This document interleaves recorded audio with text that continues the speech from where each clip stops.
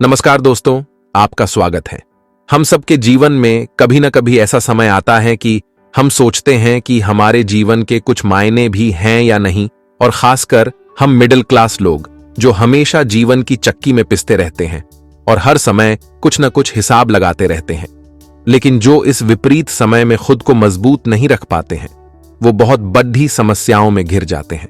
लेकिन कुछ लोग ऐसे भी होते हो जो खुद को ऐसे समय में मजबूत करते हैं और खुद तथा खुद के परिवार को गरीबी के इस चक्र से निकाल लाते हैं। अब सवाल यह है कि क्या आप अपने घर के वो व्यक्ति हैं, और यदि नहीं हैं तो क्या बनना चाहते हैं? अगर बनना चाहते हैं तो इस वीडियो को ध्यान से और अंत तक सुने। एक बार की बात है, किसी गांव में एक साधारण सा किसान अपने बेटे के साथ रहता था। वह किसान देखने में साधारण सा प्रतीत होता था, लेकिन मानसिक रूप से बहुत मजबूत था, क्योंकि जीवन की कठिन से कठिन परिस्थिति में भी वह शांत और पॉजिटिव रहता था।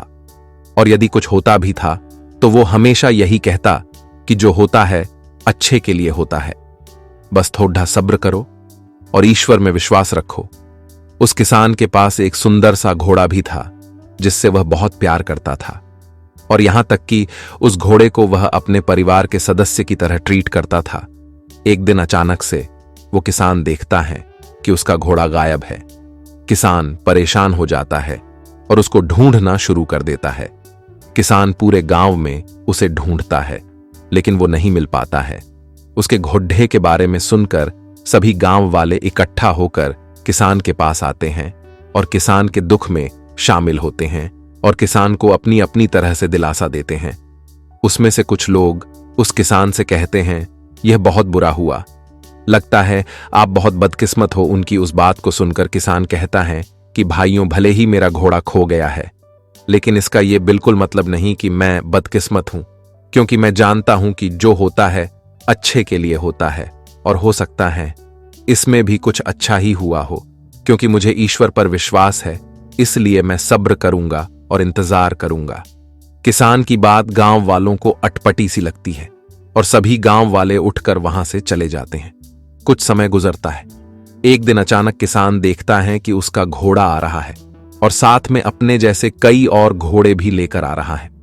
ये देखकर सभी गांव वाले फिर इकट्ठा हुए और किसान से कहा, घोड़े का खो जाना आपके लिए अच्छा था, अब आपके पास बहुत सारे घोड़े हैं, आप कितने खुशकिस्मत हो इस पर।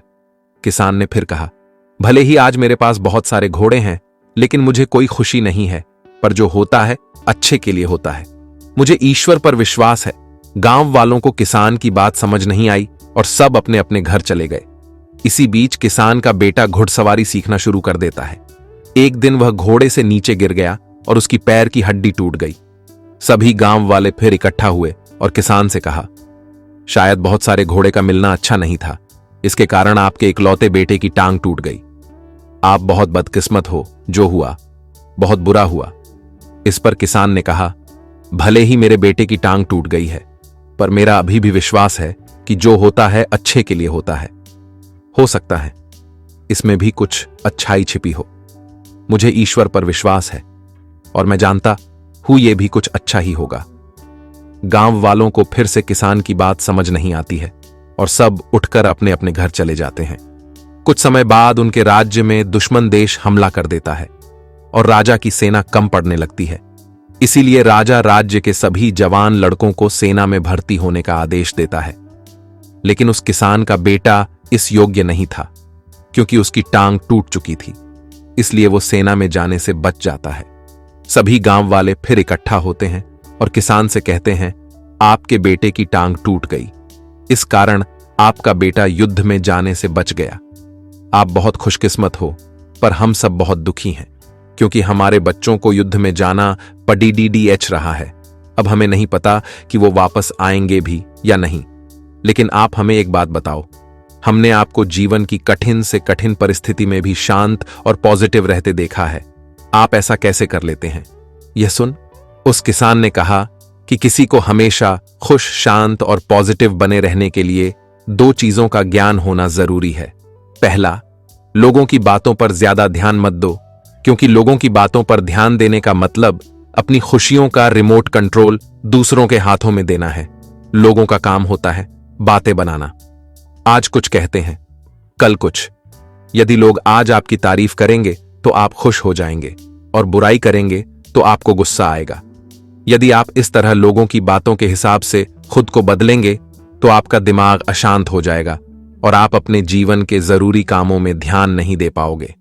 और दूसरी बात, कभी भी किसी घटना को अच्छा है या बुरा है नहीं कहना चाहिए, क्योंकि जिस प्रकार किसी पुस्तक का केवल एक पेज पढ़कर यह नहीं बताया जा सकता कि पूरी पुस्तक अच्छी है या बुरी, उसी प्रकार जीवन के किसी एक घटना को देखकर यह नहीं बताया जा सकता कि पूरे जीवन के लिए वह घटना अच्छी थी या बुरी, क्योंकि आज अच्छी लगने वाली घटना कल बुरी साबित हो सकती है, और आज बुरी लगने वाली घटना कल अच्छी साबित भी हो सकती है।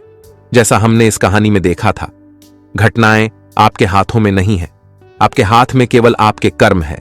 अतः अपने कर्म और विचारों को अच्छा रखो और घटनाओं को नियति के ऊपर छोड़ दो, क्योंकि जो होता है अच्छे के लिए ही होता है।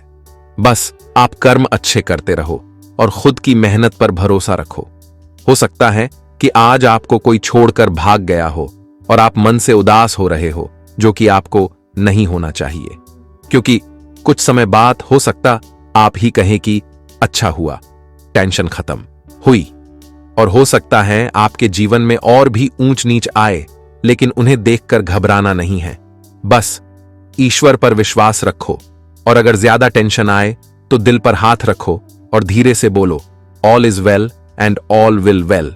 इस वीडियो को सुनने के लिए आपका शुक्रिया। हो सकता है आपका कोई सा दोस्त परेशान हो तो उसे शेयर करें, हो सकता उसको ये वीडियो कुछ काम आ जाए। जय हिंद, जय भारत।